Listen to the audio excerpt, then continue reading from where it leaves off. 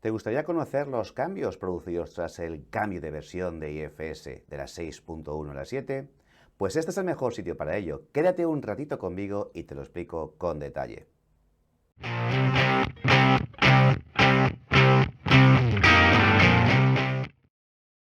Hola, ¿qué tal? Mi nombre es Ángel Martínez y soy consultor y formador oficial de IFS. Y voy a tratar de explicarte cuáles son los cambios más importantes en relación a la publicación de la nueva versión de IFS, la versión 7. Lo que voy a tratar de trasladarte son los cambios fundamentales en los capítulos de requisitos de la norma. Si aún así, si deseas mayor nivel de detalle, no te preocupes, que en este mismo canal dispones de 3 vídeos gratis con una duración total de 3 horas. Te darán mucha más información.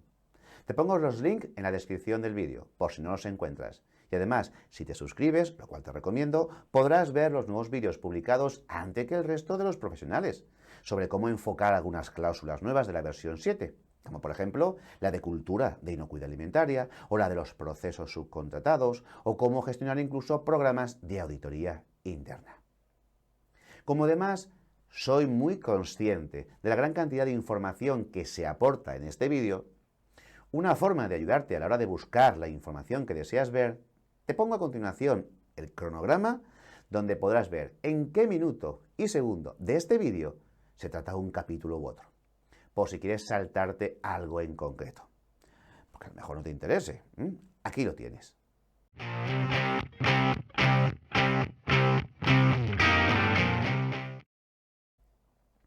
Dicho esto, empezamos. Cambios en el capítulo 1 referido al compromiso de la dirección. Como sabes, en este capítulo está referido a aquellos requisitos a nivel de gestión de la alta dirección de tu empresa. Y se trata de valorar realmente el compromiso en relación al sistema de inocuidad alimentaria. Y aquí en este capítulo se han pasado de 22 requisitos a solamente 12 en la versión 7. Este capítulo incluye 2 requisitos nuevos. En concreto, además, podemos resaltar 4 novedades quizás más destacables. La primera es que, por fin, se incluye la perspectiva de la cultura de la inocuidad alimentaria en la organización. Como ya estaba pidiendo GFSI, como ya hizo BRC el año pasado, cuando cambió de versión de la 7 a la 8. Este concepto se ha incluido en la política de calidad e inocuidad alimentaria, en la que, por el contrario, se elimina la necesidad de incluir en ella, por ejemplo, la responsabilidad medioambiental, la sostenibilidad y la responsabilidad ética y personal. Si deseas saber más acerca de la cultura de inocuidad alimentaria, también puedes ver un nuevo vídeo que hemos publicado en nuestro canal, donde se te explica. La segunda es que se pide que los datos de entrada que incluyes para la revisión del sistema de seguridad alimentaria contemple aspectos que pueden afectar a tu sistema en relación a la defensa alimentaria y a los riesgos asociados al fraude alimentario. La tercera es que se ha creado un requisito nuevo donde se te pide que ante ciertas situaciones que pudiesen darse en tu empresa, debas comunicarte con tu entidad de certificación y además en un plazo máximo de 3 días laborables. Por ejemplo, debes hacerlo si cambias la denominación legal de tu empresa, o su ubicación, o si has tenido alguna retirada de producto por causas internas o porque te lo ha obligado una autoridad oficial. O también si se te ha detectado una infracción en una inspección de la autoridad sanitaria. En último y cuarto lugar, debes recordar que en la revisión por la dirección de todo tu sistema se han incluido nuevos puntos que debes tener en cuenta, como son, por ejemplo, 1. La revisión de la política y los objetivos, incluyendo aspectos relacionados con la cultura de seguridad alimentaria. 2. Cuestiones relacionadas con la autenticidad. Y 3. Incluye las notificaciones que te haya podido hacer las autoridades. Recuerda que además la versión 7 establece un requisito específico asociado a acciones derivadas de la revisión del sistema, en el que debes tener siempre en cuenta la mejora continua de tu empresa. ¿De acuerdo? Pues vamos a pasar al capítulo 2, que está referido al sistema de gestión de calidad y seguridad alimentaria. Como ya sabes, en este capítulo tenemos los requisitos relativos al sistema de gestión documental y al sistema APPCC. De los 34 requisitos de este capítulo en la 6.1 hemos pasado a 25. La buena noticia es que no hay requisitos nuevos, no hay cambios importantes en cuanto a los requisitos, aunque sí que hay algunas aclaraciones que, pues que se han producido y debes conocer. La primera se centra en el apartado de gestión documental, ya que aparece la necesidad de que protejas muy bien tus registros digitales y asegures que no ocurren problemas con los mismos durante su uso y su conservación. Además, el tiempo de conservación de tus registros podría requerir que lo aumentases si fuese un requisito del cliente. ¿Ok? Otra novedad es que dentro de tu equipo APPTC debéis disponer de formación específica sobre vuestros productos y vuestros procesos, experiencia suficiente dentro del equipo. Y cómo no, debes incluir siempre a personal operativo. También otra novedad muy interesante, fíjate bien, es que debes incluir tu material de envasado dentro del alcance de tu plan APPTC, como si fuese otra materia prima. La siguiente novedad, esta me encanta, es que ya no se utiliza el término punto de control o PC, sino que ha sido sustituido por el término medidas de control. Esto está muy relacionado con la estrecha relación que tiene GFSI con la nueva ley FISMA de los Estados Unidos, por la cual es obligatorio determinar los ya famosos controles preventivos, que espero que los hayas oído, incluido también en la versión 8 de BRC. Además de lo anterior, también se nos dice que la verificación del diagrama de flujo la debes realizar también en diferentes turnos productivos. Y cómo no, por fin también, como hizo BRC, nos obligan a tener en cuenta el análisis de los peligros radiactivos, cada vez más importantes. Insiste en los peligros también de tipo alergénico, los procedentes del material de contacto con los alimentos y del propio material de envasado. Y los peligros de inocuidad, no te olvides de ellos, asociados al ambiente de trabajo. Asimismo, dentro de la determinación de los PCCs, ahora también se recoge la determinación de las llamadas otras medidas de control, que aun no siendo críticas, pueden ser esenciales para tu empresa. En este capítulo, además, os detalla el CAO número 2, donde se nos indica que la vigilancia de tu PCC debe reflejar la metodología, la frecuencia de medición u observación y tu registro de resultados. Y como no puede ser de otra forma, la versión 7 también te exige que tus registros de verificación de la vigilancia de los PCCs deban ser cumplimentados por una persona responsable de tu organización y que además haya recibido una formación explícita para eso. En esta versión por fin aparece el término de causa raíz, dentro de las acciones correctivas que se deriven de las desviaciones de tus PCCs y de otras medidas de control. Y con esto, fin del capítulo 2. Vamos a por el capítulo 3. Este capítulo 3, sobre gestión de recursos, ha pasado de 28 requisitos a 25. Tampoco incluye cláusulas nuevas, sino solo modificaciones. En él, la norma nos describe la necesidad de que definas bien las tareas asociadas a los puestos claves dentro de nuestro sistema, sobre todo en cuanto a competencias requeridas. Por ejemplo, en cuanto a quienes realizan auditorías a proveedores, o incluso quienes realizan la gestión de plagas dentro de la propia empresa, o quien se encarga del fraude alimentario o del food defense. Además, en este capítulo se especifica mejor los requisitos sobre las condiciones de uso de vuestra indumentaria dentro de las instalaciones para el personal, los requisitos sobre el uso de medicamentos, así como la notificación de enfermedades contagiosas y las condiciones que afectan a la inocuidad alimentaria. A partir de ahora necesitarás realizar un análisis de riesgos para determinar tu sistemática de lavado de ropa de trabajo, es decir, en lavandería o en tu empresa o por parte de tus empleados. También tendrás que determinar requisitos de separación entre ropa sucia y ropa limpia, así como las condiciones de lavado, por ejemplo, temperatura de lavado, dosis de detergente y su prevención de contaminación ya una vez lavada hasta su uso en la empresa. Otro aspecto interesante en este capítulo son los contenidos mínimos de la formación que tenéis que planificar e impartir, porque estos deben incluir, además de lo ya indicado en la versión 6.1, una serie de contenidos mínimos como requisitos sobre inocuidad y calidad alimentaria, fraude alimentario, food defense, requisitos legales, aquellos relacionados con los alimentos, modificaciones de producto, de proceso y además, sin olvidar, la retroalimentación de vuestras anteriores acciones formativas. El problema va a ser en cómo vais a poder impartir todo ese contenido en la duración que normalmente utilizáis de 2 o 3 horas al año. Hablad ya con recursos humanos. Otra novedad, pero muy lógica, es que debes tener un número suficiente de lavamanos en la empresa, que estén ubicados en puntos de acceso y en otras zonas de producción adecuadas. Y además, no lo olvides, deben ser de uso exclusivo para el lavado de manos, así que cuidado por si lo usan otras personas para otras cosas, lo cual suele ocurrir mucho. ¿De acuerdo? ¿Alguna duda? Pues vamos a por el capítulo 4, procesos operativos.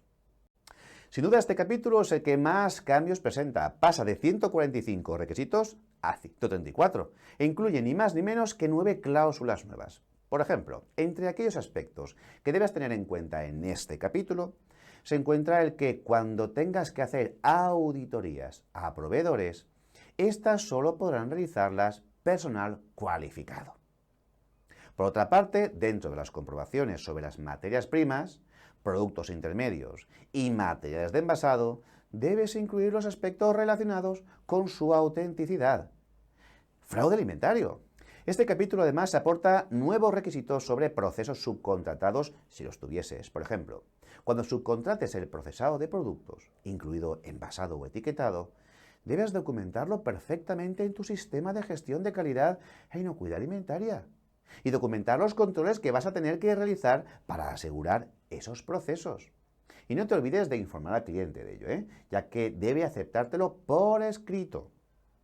En esta línea, debes tener un contrato escrito en el que cubras los procesos subcontratados y dejes descritos los acuerdos asociados. Por ejemplo, los controles de proceso, los muestreos o los análisis que van a ser requeridos.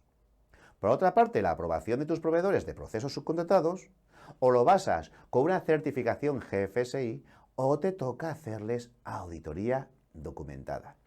Sin perder de vista que esta solo puede realizar una persona experimentada y competente que incluya seguridad alimentaria, calidad de producto, legalidad y autenticidad. Este capítulo también te exige que si tienes áreas sensibles, no solo tengas en cuenta en la evaluación de riesgos los peligros microbiológicos, también incluye los riesgos químicos y físicos.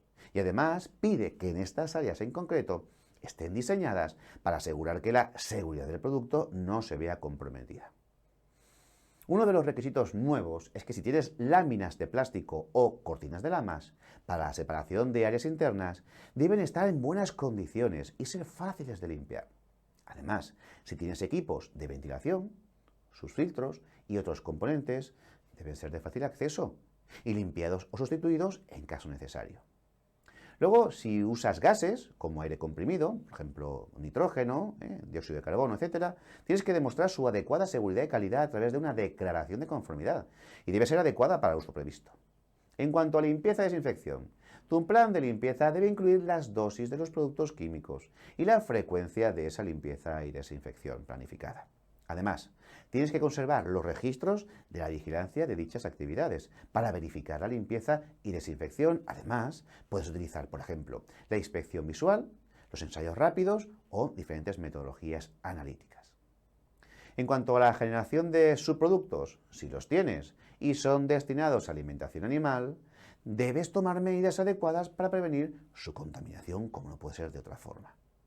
En cuanto a equipos de control de cuerpos extraños, como podrían ser detectores de metales, rayos X, tamices, filtros, imanes, IFS te pide que garantices que son adecuados para eliminar el peligro físico, que conozcas su eficacia, ¿de acuerdo?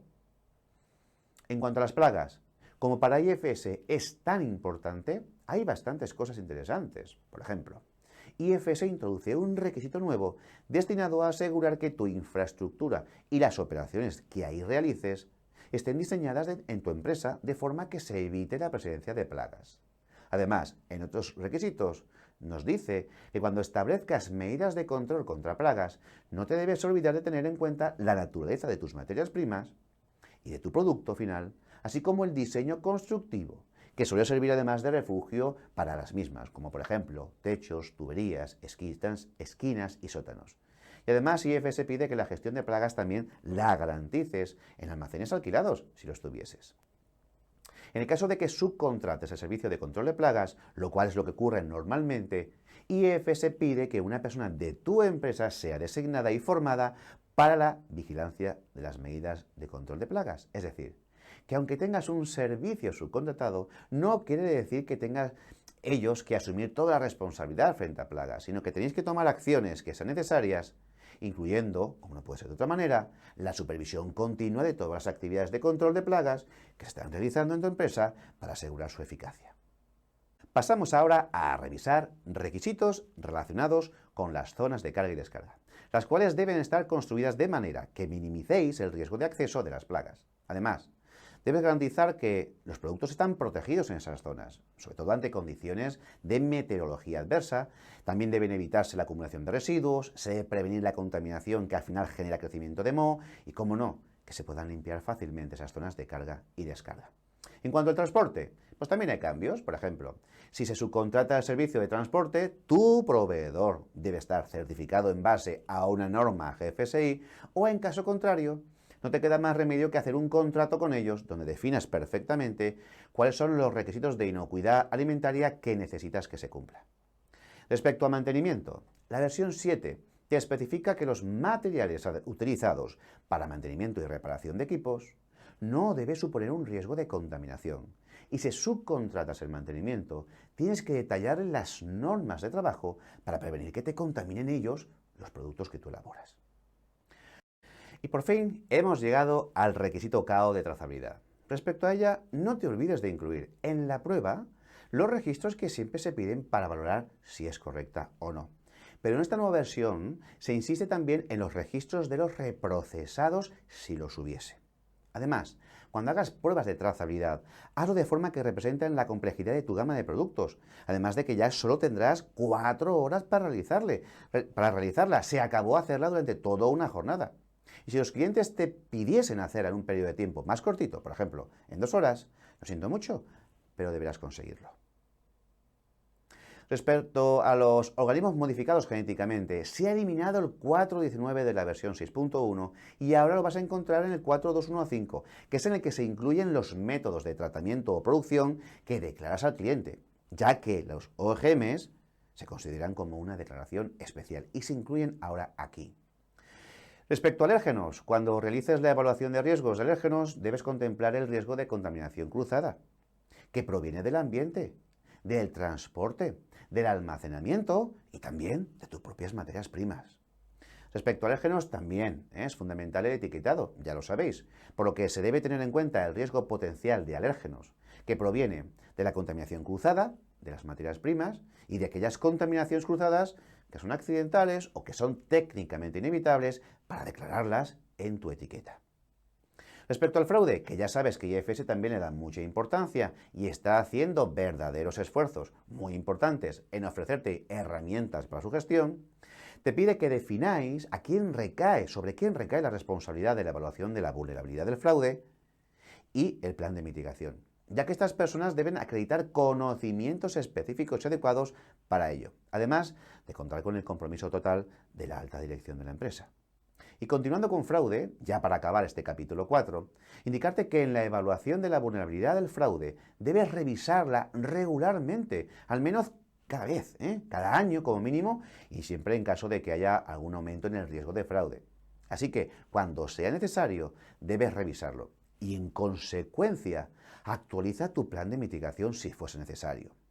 Bueno, con estos requisitos o comentarios acabamos el capítulo 4. Si tienes alguna duda, pues te recomiendo que veas el vídeo explicativo Cambios de IFS versión 7, parte 2, cuyo link está en la descripción de este vídeo, donde se amplía mucho la información. Vamos a por el capítulo 5, por tanto, referido a medidas, análisis y mejoras. En este capítulo vamos a ver una reducción de requisitos, pasando de 46 a 37. Como ya sabéis, este capítulo contiene los requisitos sobre las herramientas necesarias para la medición, análisis y la mejora de tu sistema de inocuidad alimentaria. Y os voy a contar cuáles han sido los cambios más importantes. En primer lugar, te va a exigir que el resultado de las auditorías internas también llegue a las personas responsables de las actividades implicadas en las mismas. Y además te va a pedir que verifiquéis las acciones correctivas resultantes de las auditorías internas anteriores. En segundo lugar, vas a tener que detallar mucho mejor los parámetros de control ambiental, sobre todo en aquellos casos en los que sean esenciales para garantizar la seguridad y la calidad del producto, como podrían ser la temperatura, el tiempo, la presión, etc. Recuerda también que el sistema de verificación de los equipos debe estar en consonancia con los límites de los valores asociados a los parámetros de tu proceso. Y si tienes algún equipo de vigilancia y medición que deba estar legalmente aprobado, pues evidentemente asegúrate de que es así antes de usarlos. Respecto a tu plan analítico, recuerda que ahora debe estar basado en una evaluación de riesgos, según el tipo de producto que se esté procesando. Y no te olvides de incluir a tus productos intermedios en ese plan de control y tener en cuenta los parámetros relevantes del control ambiental. Además, la revisión de los resultados analíticos solo podrá hacerlo personal competente, dejando evidencia de dicho control y evaluación. Y por último, si identificas tendencias no favorables en los resultados, toma medidas, las acciones correctivas que sean requeridas. Más cambios en el capítulo 5. Pues por ejemplo, si hablamos de la gestión de reclamaciones, ahora se requiere que incluyas también las notificaciones escritas que realizan las autoridades competentes. ¿De acuerdo? Respecto al sistema de gestión de incidencias y posibles situaciones de emergencia, debes incluir en el mismo, además de lo que ya se estaba reflejando en la versión 6.1, el proceso de toma de decisiones, que debe darse si ocurre una incidencia. Y además, la empresa debe nombrar a una persona para que esté permanentemente accesible, 24 horas, 7 días a la semana, para iniciar el proceso de la gestión de incidencias de una manera oportuna si fuera necesario. Y en cuanto al requisito KO número 9, que se establece en cuanto al proceso de retirada del producto, debes incluir y redactar una política de transmisión de información hacia los clientes y consumidores. Además, los simulacros de retirada de producto deben ser completos e incluir la verificación de la información actualizada de los contactos. En cuanto al procedimiento de gestión de no conformidades, pues también hay cambios. Y además, fijaos, te pide que ahora incluyas y definas a los responsables para la gestión y evaluación de riesgos asociados ante una no conformidad. Y para acabar el capítulo, te va a pedir que en el procedimiento de acciones correctivas incluyas el análisis de causa raíz para evitar, como es lógico, recurrencias. Pues con todo esto habríamos acabado el capítulo 5. Si tienes alguna duda, pues ponla en comentarios. Finalmente vamos a abordar el capítulo 6 sobre el plan de defensa alimentaria. Y fíjate bien, pasa de 8 requisitos a solamente 4.